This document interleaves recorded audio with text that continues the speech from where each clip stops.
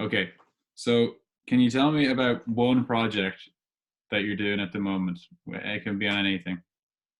I guess the main thing is just with my music in general, it's an ongoing project, which kind of started when I started busking, uh, when I was around 17, 16, 17, and it's kind of gone from there, and it's gone from just busking on Grafton Street to then doing gigs and session work and that kind of thing.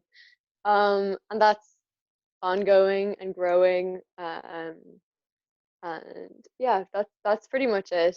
I guess I don't have a specific end goal because I think with music it's kind of, you know, hard to tell exactly what direction it's going to take you in, but it's exciting.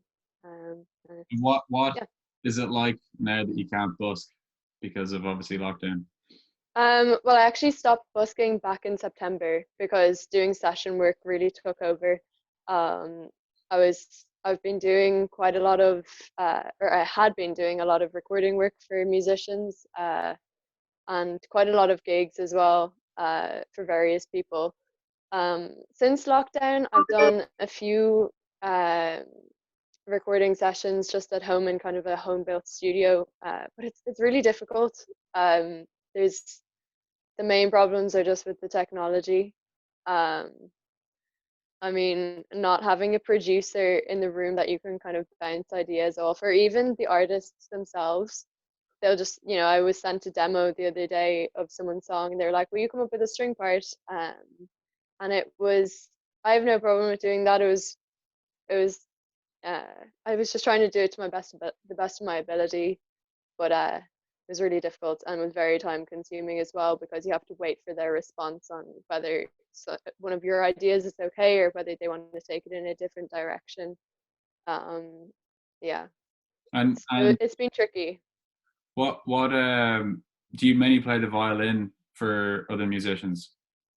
Well, what I'm kind of mainly known for would be my viola playing because Sorry. I do play the violin, Hmm. but I really I kind of prefer the viola to be honest for the type of music that I'm mainly playing now because a lot of the time musicians do want that lower register, Hmm. um, and also a little bit of the higher register, but realistically in a song, if it's only if you only want one string line, especially for playing live, you don't actually really want the really, really high pitched parts. It's mainly the kind of lower mid register. Hmm. Um, so I've managed to convince a lot of people actually that viola is not quite as weird, slightly more desirable than some people might think.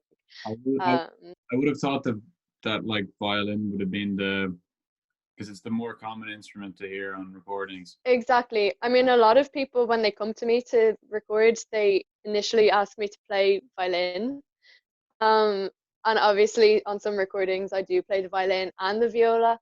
Um, but a lot of the time, I just kind of say to them, what would you think of me playing the viola? Would you be happy enough for me to do that, or can I just show you? Because they don't really. I think it's just because a lot of people don't really even think of the viola. The viola doesn't come to mind when they say, "Oh, I want strings." Hmm. They kind of think either cello or the violin. So, um, yeah, it's interesting. I think a lot of people are coming to realize that it's actually pretty cool, especially live, because you can get that lower and upper register, and it's also just easier to move about than the cello. Yeah. And what when was it that or why was it that you decided to play the viola? Um, see, I started piano when I was like 5 or something. And my older brother is a cellist, and so is my little brother actually. But I my parents wanted me to play a more sociable instrument so I could be in the orchestras and make some more friends through music. And obviously that's very difficult with piano. Hmm. So I kind of said that I wanted to play violin, but obviously when you at that point I was around 11. So once you get to that stage, you have violinists that have been playing since they were 3, Hmm. and you're kind of you would be I would have been competing with those kids to get into orchestras. So it really made more sense for me to just start with the viola. Um, so I think a lot of people just think that, you know, you start with the violin. The general natural progression is you start with the violin. Some people just aren't particularly good at violin and then move to viola. And I think that's where a lot of the kind of stereotyping comes from as well, that viola isn't as good as violin or whatever. But And yeah, I actually started with viola and then learned violin afterwards. it might not be like violin is can be a very standout instrument. You know, you have solo violin players who are very Yeah. have a lot of bravado, but you don't know too many viola players that have that same sort of bravado, maybe. Yeah. No, it's cool to kind of uh when people refer to me as a violinist a lot of the time. And it's actually quite nice to be like, oh no, it's actually a viola. Yeah, I'm it's cool. gonna ask you the first question here that I have on my list, which is can you can you remember the first song that you heard, or like the first song that you really remember hearing, going, "Wow, I really like that." Um, Let me see. Uh, the oh, actually, I think probably. Do you know the Paul Simon song "Diamonds on Soles of Your Shoes"? Yeah, it's a fantastic I song. think that was probably it. I think my parents had a Paul Simon CD, or maybe it was even a tape. Honestly, I'm not too sure. It was one of the two. Um, and I remember just like dancing around in the kitchen, being like, "This is such a great song." Yeah, Um, that is a great. so I think that was probably it. It's from Graceland, so it's a great, Yeah. so good. Okay, so the next song, next question is, was there a group? Was there any group or like singer or artist that you remember that you really got into? Maybe when you were a child, like the first one that you just really got obsessed with. Um, Actually, I remember getting really, really into ABBA for a while, mainly because of Mamma Mia. Okay. Um, um, yeah, I think that was probably it. Although I didn't really start, I've never been someone that really obsesses over musicians. I kind of am more interested in the music rather than the musician themselves generally. And that was especially the case when I was younger. I didn't really care that much about what, you know, musicians' personal life or what they were um, doing outside of music. Yeah. And that's kind of still the case, I guess, although it's far easier to become involved in a musician's life now because of social media and that kind of thing. Yeah, absolutely. Um, yeah. But was there any? Was there? Did you really like the sound, or did you just like the whole kind of the way that they performed? Did you see them perform, or it was just the music? It was probably, I think it was just the music. I remember I got a few, uh, I asked Santa for a CD player for a Christmas present when I was around like 8, I think. And one of the CDs was an ABBA CD because I was obsessed with them. So I think it was mainly the music, and I loved just singing along to all of the songs and that kind of thing Yeah, well, in my bedroom. that's a pretty good reason. Um, can you remember a song that you learned, like the first song that you learned, whether it's on the viola or any instrument, the piano, or even a song that you first remember really liking to play? Because I know sometimes you might have to do mandatory pieces or anything. Oh, um, there was one piece that I remember playing on piano when I was around 9, and it was the first piece that I loved playing so much that I'd sit down at the piano and just play it over and over and over again. And it was I can't remember the exact name of it, but it was some tango, and it was really rhythmical. And I yeah, I just remember loving playing it. And whenever used to like playing whenever anyone came over to the house, but my parents would kind of be like, "Come on, play your song." And I think for a solid like 2 years that was my go-to song, Yeah. even though I think it was on a grade exam or something. Hmm. Um, but yeah, that was definitely overdone. Yeah, but I think that was, I still remember it actually. Like I remember the tune of it, but I can't remember the name exactly. And do you find that the songs you learn depend on the instrument that you're playing, like the certain style? Um, I think now it's more blending. I don't think so. Honestly, I think uh for so long I just played classical music. Um and I kind of started to move into more kind of experimenting with different styles that I liked on piano. So I think that's how I started to get into jazz a little bit more, blues a little bit more. Um, and obviously with the type of music that I play now, I play a whole range of things, but still play a little bit of classical here and there. Um, and I'm doing my singing teaching diploma as well, so that kind of still brings in the classical element. Yeah, But I don't think uh, it really matters about the instrument. For me, I kind of like bringing different elements and different styles into each instrument. yeah, yeah. Um, okay, here's one. This is one that I do a lot, and this is a song that you play on repeat. So let's say it's a song on Spotify or somewhere that you get so hooked into it and you just keep listening to it over and over again. Has there been a song recently or ever Oh, like that? see, I always do that, and then I get kind of sick of the song. At the minute, the other day, it was like literally this week, a song called Perfume came up on my Discover Weekly, by Jimmy Bolito, I think.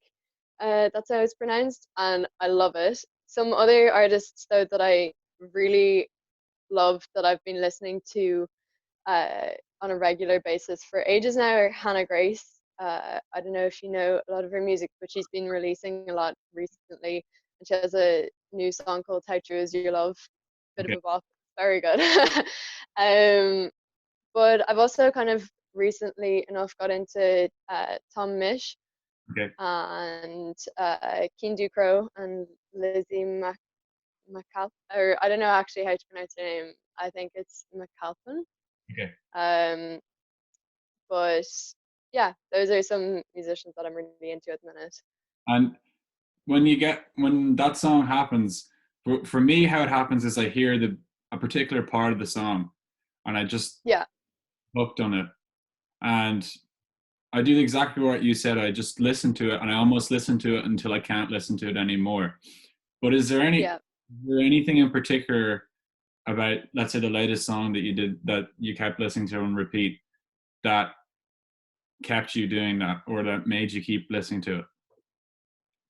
Um, I think it varies from song to song. Generally, it's just based on the kind of vibe of the song. If it's something like the song that I really love at the minute, that song Perfume that I mentioned, it's the perfect kind of spring morning song that just makes you happy. Um, and I guess it's that feeling that really gets me hooked Mm, on it. I think other times it's more the lyrics. If the lyrics really kind of speak to me, or there's something that I would be experiencing at that time, and it really uh, kind of matches whatever I was going through, then obviously that would make me want to listen to it over and over.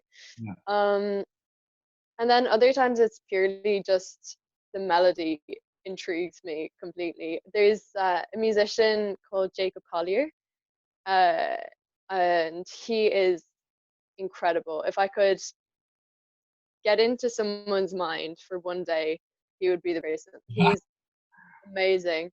Um, but he has a few songs. Most of them uh, are kind of collabs and that kind of thing. But if I can suggest one thing to look up and listen to, is Jacob Collier's Moon River. If you look it up on YouTube, it's there. But he is a genius. Um, and I keep going back to all of his songs because there's so much to listen to. And He's is he ridiculous. current, or is he from a previous time? No, he's pretty current. He's doing a lot actually at the minute. He won a few Grammys last year. Um, he's just one of those really special people that I feel like he's quite young now. I think he's only like 21, 22, but he's already adored by some of the top musicians in the world that have already made a huge name for themselves. So I think, especially in the future, he's one of those people that's just going to become a complete like a complete legend in the music industry. Yeah, yeah. Um, he's incredible. Check I out Jacob Collier. I don't know him, but I will have a look. I like that song Moon River. So um, Yeah. here's the next question, which is there an album that you can listen to from start to finish and just not get bored or not turn it off? Um. Ooh. I actually, I, I can't. There's no album that really comes to mind straight away. So I'm gonna say no to that because I think.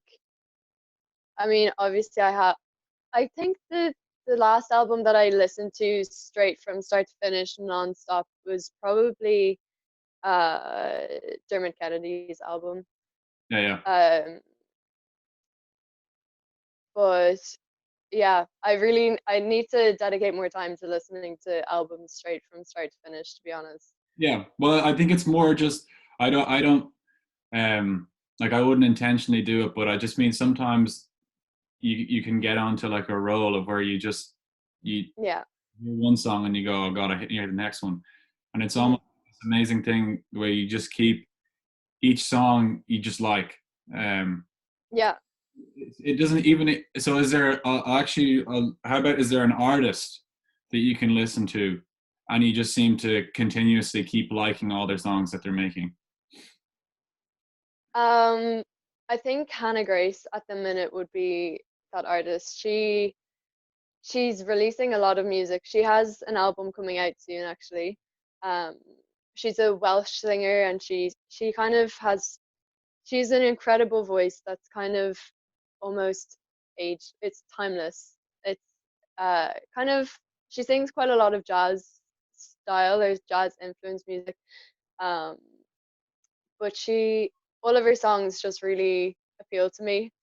Uh, and they're the type of I think she's one of those people as well. Her music is would strongly influence any music that I write or that I create. So that makes me keep wanting to go back to her because it's such a strong influence on my music as well. Yeah, that's great.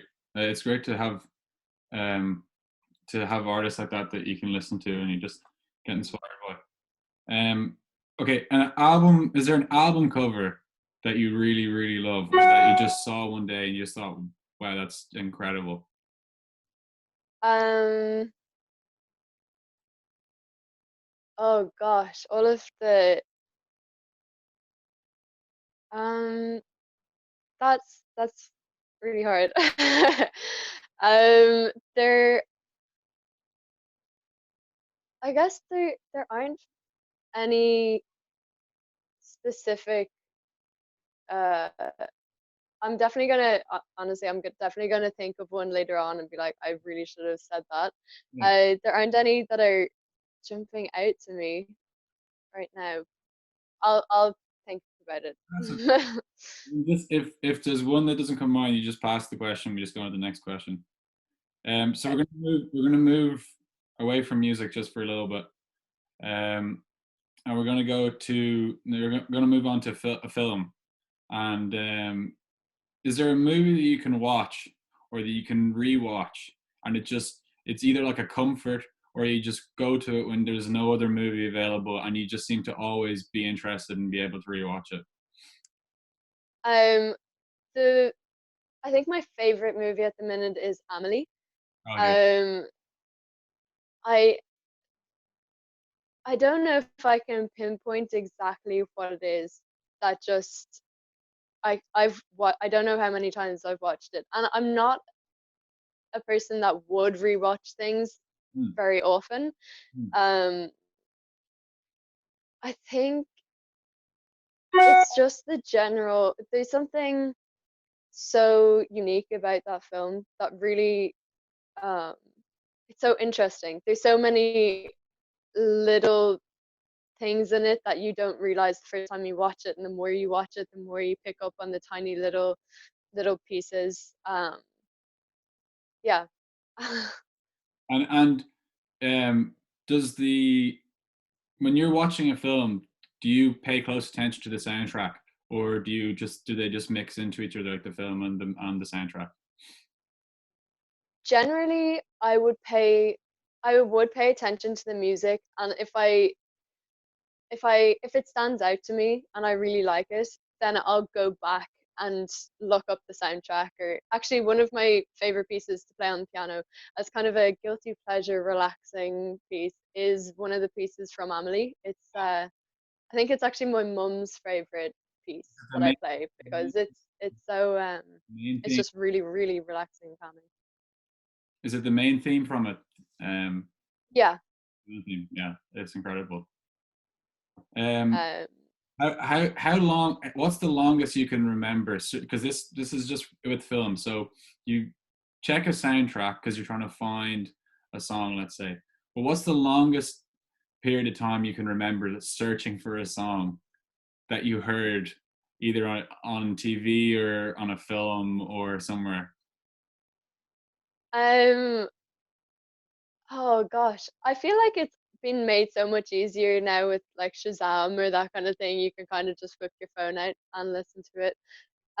There definitely has been a few songs where it mainly works in the other way around, where I hear a song and I know it, Okay. uh, and then you have to figure out where you've heard it before. I feel like that's how it works for me more. Okay. And then desperately sending it to your friends, being like, "Is what ad is this in, or whatever song is this?" Um, Um, okay, here's one that maybe tricky to answer, but maybe not. So a film that you thought that you would hate, but you actually loved. um, oh my gosh, I watched a film the other day that I that's exactly that. And I'm trying to um oh no, I can't remember the name of the film. It's oh no, that's gonna do my head in. I watched it on Netflix and my mum was suggesting it to me for ages and I just hadn't watched it. I completely avoided watching it because I thought I wouldn't like it. Yeah. Um okay, I'll find out the name of it and I'll send it to you and you can put it in the bio or whatever. Wait, if it comes back to you at any stage in the next while, just say it. Okay, Okay, what happened? okay. Um, okay. Next one is a film that really reminds you of your childhood. Um let me- uh I think even the Harry Potter movies, Yeah, uh, kind of, uh, I guess I wasn't that young, when I was watching them, maybe whatever, 12, when the first or watching the first few. But even some of the Disney movies or like anything really like Toy Story or Shrek or Disney or Pixar movies, those yeah, kind of things. yeah. They seem to. Um, they're kind of children's classics. Yeah. Um. Okay, so um, a film that you enjoyed more in cinema than you did when you watched it again at home. Um, I think. Oh, I watched Emma in cinema, and then I watched it at home as well. But I think it was more the fact, uh, well, on the bigger screen with the louder music and everything, it's a really kind of sweet movie. Um, so just seeing, the costumes and everything a little bit bigger and it's more flamboyant in cinema. It's far more uh is far more impressive. But I think it was also just partially the fact that I already knew the story then at that point. Okay. And was that what was the latest film that you saw in cinema that you sort of I always feel like sometimes I get disheartened with films, especially if I just watch a load online. But then I go to the cinema and I go, okay, wow, it's incredible. Is there a film that you saw recently or however long ago that really just made you think, yeah, the cinema is great? Oh, I actually haven't been to the cinema in ages. I'm trying to think the last time that I was there. I feel like it was before Christmas, actually.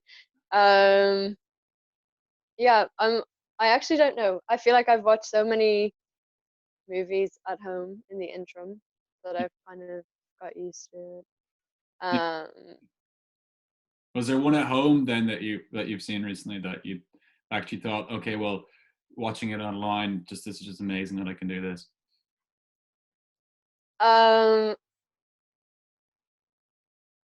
Gosh, I've consumed far too much media, to be honest, in the past few, in the past few weeks, Yeah, months, to be honest. Every night is movie night. Uh, I think, well, obviously it's my favorite movie, so I watched Amelie the other day yeah. Mm. again. Um, and it is one of those films that really captures the magic of cinema, I think. Like Yeah, it's so far away from reality, and yet that's what it represents. um I think there's something really magical about that.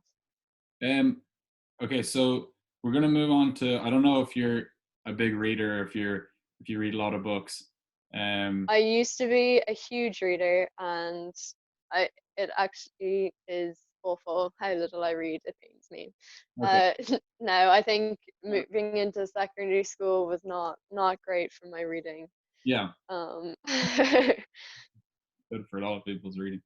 Um, but it just even it doesn't matter. You know, it can be one from ages ago, or I don't read that often, but I find some books really interesting. And I just read them. So the sort of like the sort of like the album question, but a book that you really got invested into and you were just completely in it from from beginning to end, or you just were completely consumed by it. Can you think of any? um my Well, it's my favorite book that I have read, uh, kind of in my teenage years. It's called A Thousand Splendid Suns. Okay. Um, and it just the story of it just completely captured me. It was the last book that I didn't want to put down when I was reading it. Mm. Um, yeah, I really got invested in the characters. I've started reading Where the Crawdads Sing. I'm in the middle of it now, and that's close to it. It's but I definitely prefer A Thousand Splendid Suns. And do you think there's any similarity between the feeling that you get when you get totally invested in a book or a film or music? Yeah, definitely. I think that just basic urge to keep going and keep, like, whether it's continue reading or continue watching the Mm. film without any interruptions. You don't want to any you don't want any distractions. It's the same with music. You start listening to a song and you just have to listen to it again and just repeat it. Yeah, um or you have the urge to learn the song and then spend ages picking it apart and learning each bit. yeah. Um, okay, here's a one that again maybe you may have to think for a little bit. So a book that you wish that you wrote. Hmm. um I guess I wish I had written the Harry Potter books. Um, there's something so special about them that obviously has captured the entire world, Mm. and the story is just I think it's kind of perfection in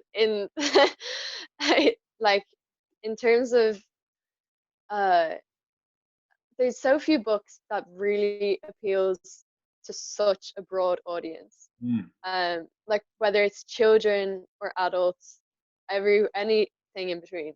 Um, and it's like they've managed to create um, such an industry almost out of just one story, which is incredible mm, to think about. But it brings so many people so much joy, mm. and I'm sure has inspired a lot of people as well.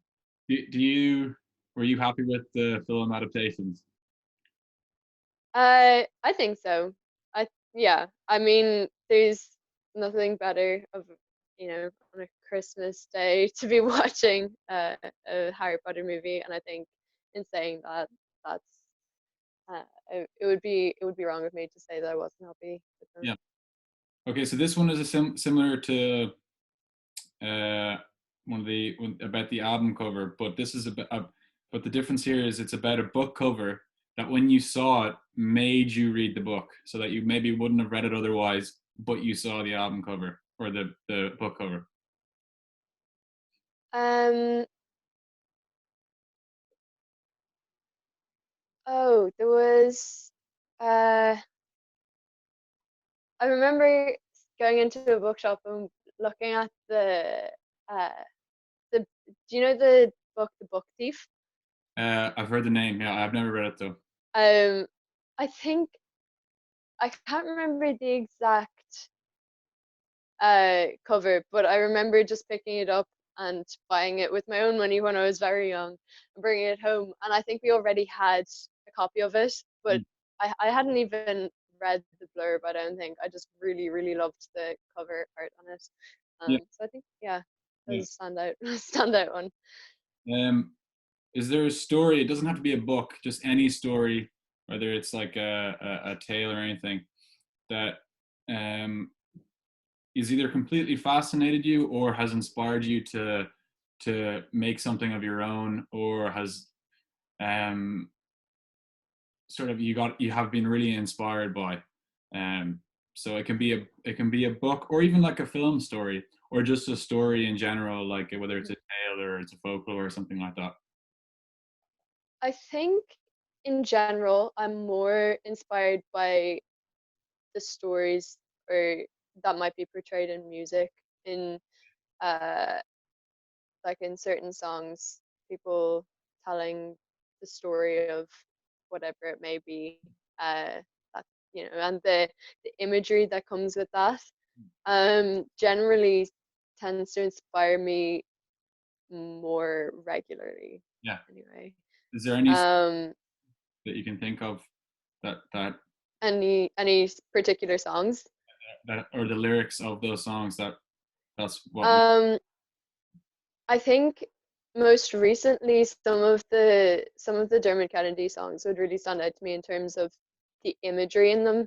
mm, Uh, I think just the way he uses language to kind of portray generally fairly simple concepts, but he makes them so poetic. mm, And I've actually done a few different paintings and that kind of thing, just purely based on the like picking out a few of my favorite images from his some of his songs. Yeah. um okay, here's another one. This is a more abstract one. It's not really about art or anything, but it's a moment that you really remember just being absolutely um, mesmerized or just wonder, just like strong sense of wonder. Any moment in your life, yeah, and it doesn't have to be related to art, but just a time where you're almost just completely gobsmacked or uh, just captivated by wonder. um hmm. Oh, actually, I remember. When I was younger, I went on a trip to Canada and Alaska with my family for 3 months, and we went around in an RV. Um, Kind of did the whole we were ahead of the game with the van life family vloggers. And at one point, no cameras were involved though at that point. Mm, And we went to a, I can't remember exactly where it was in Alaska, but we stopped off somewhere and there was some, it was during a kind of Native American festival, and everyone was in their traditional clothing and they were kind of dancing and doing like putting on a performance. And I remember just sitting there watching all of the colors and all of the like the dancing and everyone. Oh, it just blew my mind. I took a few pictures of it on whatever little camera I had, and yeah. I still have them because it was just, I was just completely blown away by the difference in culture. I think it was probably one of the first times where I witnessed and experienced such a different culture. Yeah. Um, and just the pure like spectacle of it Mm, amazed me. yeah, It yeah. was, yeah, it was beautiful. And this can be from this if the same story applies to this, or there's another moment from that, it's perfectly you can use it if you want. But the next question is a moment in nature that you really remember vividly. So like an experience when you're in nature that you remember really well. Um, oh, uh, again, a few years ago, I was in um Greece, and it was just for some holidays, and the sea where I was staying was the most like clear water I've ever seen. Um, and I remember the first day going into the water and swimming out pretty far and just being completely like quite deep under the water and looking around and being able to see for hundreds of meters. I like you could see everything.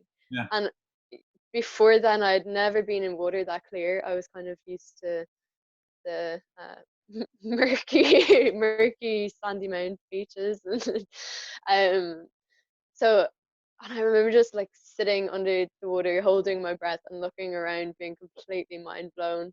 yeah, Um, so I think, yeah, that was a moment, standout moment. amazing.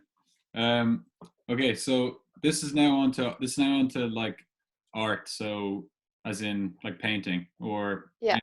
art, sculpture, or whatever, if it wants to be. So, um, is there any piece of art or anything that you've seen, and it's a museum or wherever it is, that you really felt a connection with, or you just felt, I just love the way that it's been painted or the design of it? Um, so in the, you know, in the National Art Gallery, there's the portrait gallery section. Yes. Yeah. Um, portrait art in general really appeals to me, and I love drawing portraits as well. Um, and it's the one section of the gallery that I go back to most regularly. Um, what first made me go into the portrait gallery section was uh, there was a competition that was broadcast on TV called the Portrait Artist of the Year. And there was a portrait done of Graham Norton, and I wanted to go and see it because it looked amazing on the TV. So I went in to look at it, and it was incredible. I think it's still there in the gallery. It's But that's, yeah, it's that was probably it. pretty spectacular, the colors in it. And so Hmm. this might link in, it may not.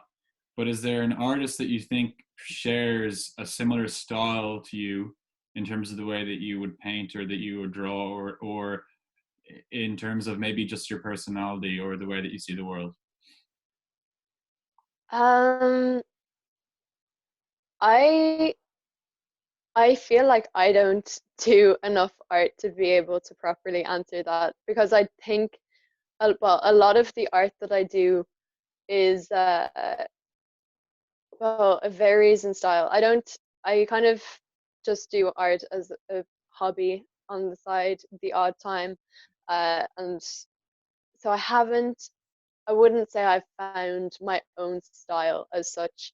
Okay, but Um, not even maybe a phrase question. Even just when you look at someone's painting, or is there an artist that you can think of that the style you really get the style that they're going for? It doesn't have to be that you would have your own style in art. It's just that their style to be something that you just think is really cool, or you just love the way that they do it. um, well, I think one of my favorite artists is Botticelli. Uh, I think, well, that's partially to do with Miss Brennan from Sanford, I think. She loved a bit of Botticelli. And yeah, I think the whole kind of the dream world aspect of it, and even just the color palettes that Botticelli uses, those kind of pastel colors, uh, and uh, even in terms of representing human form Mm. in generally quite realistically, it's yeah, I think that really appeals to me. Um, yeah. And do you think that in terms of art you prefer a more realistic portrayal, like a painting, more realism, or do you like things that are abstract or that express something that aren't so as real to this world maybe? No, I definitely prefer realism. There's something that like it absolutely fascinates me when a picture is so realistic that it looks like a photograph. That I find that incredible. And if I was better at art, I would I would definitely be doing that kind of art. Um, I mean, something to strive for. But yeah, no, if I see a painting, even or a drawing or anything that's incredibly realistic, it just amazes me.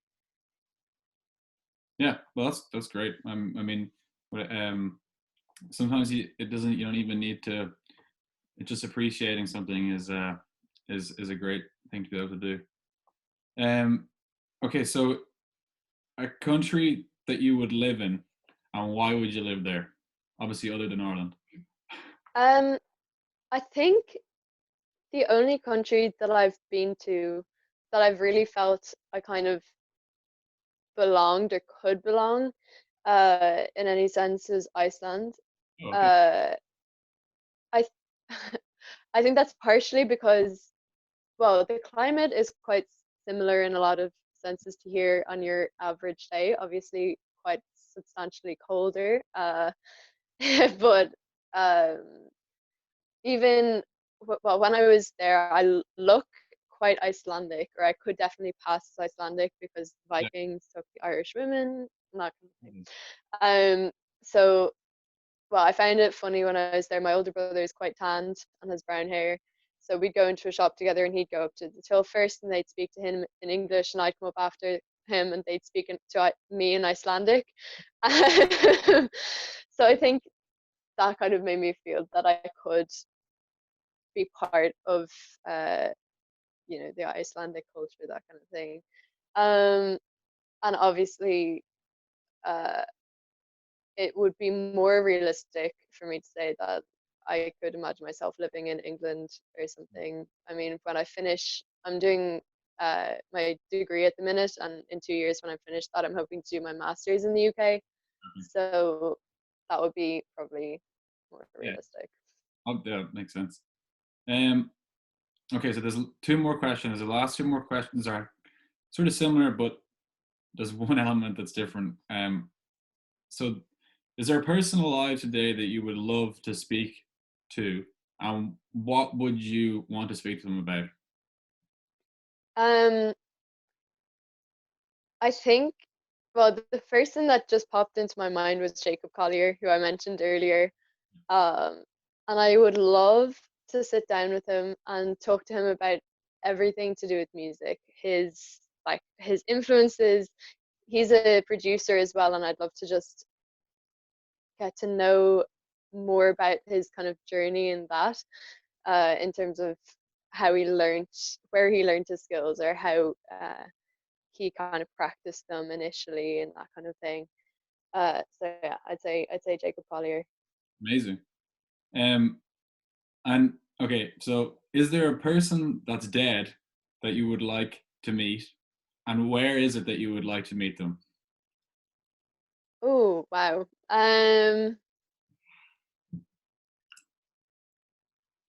Oh, actually, I would love to meet. There's a few. One of my relatives, it was my great. I think it was my great uncle. Was a boxer and he boxed in the Olympics Yeah. and he won the Golden Gloves and which is Whoa. one of the major boxing uh tournaments.